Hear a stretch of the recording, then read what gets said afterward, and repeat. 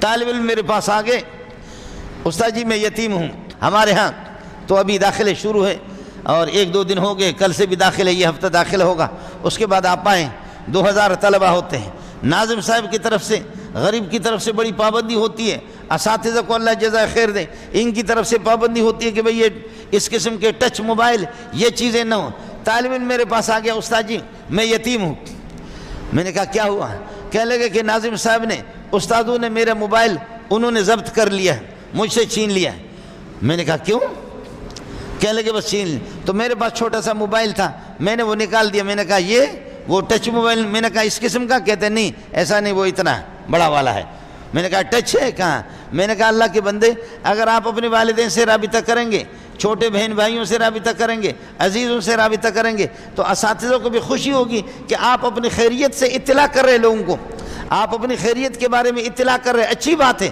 لیکن اللہ کا بندہ آپ یہ بتاؤ کہ کیا اس چھوٹے موبائل سے آپ کا رابطہ نہیں ہو سکتا؟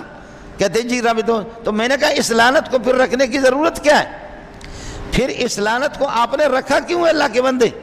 مقصد آپ کے والدین سے، اساتذہ آپ کو توڑیں گے نہیں، اور یہ کہ ناظم تعلیمات آپ کے رشتہ داروں سے آپ کو توڑنا نہیں چاہتا۔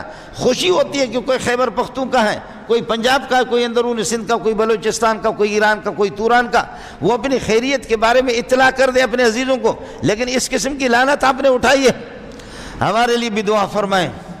مدرسوں کے اندر بھی یہ لعنتیں آ گئی، تبلیغوں میں بھی یہ لعنتیں آ گئی، جماعت تبلیغ میں بھی چل رہا ہے، اور وہ ننگی تصویروں والا وہ ٹچ بھی لے کر کے گھوم رہا ہے۔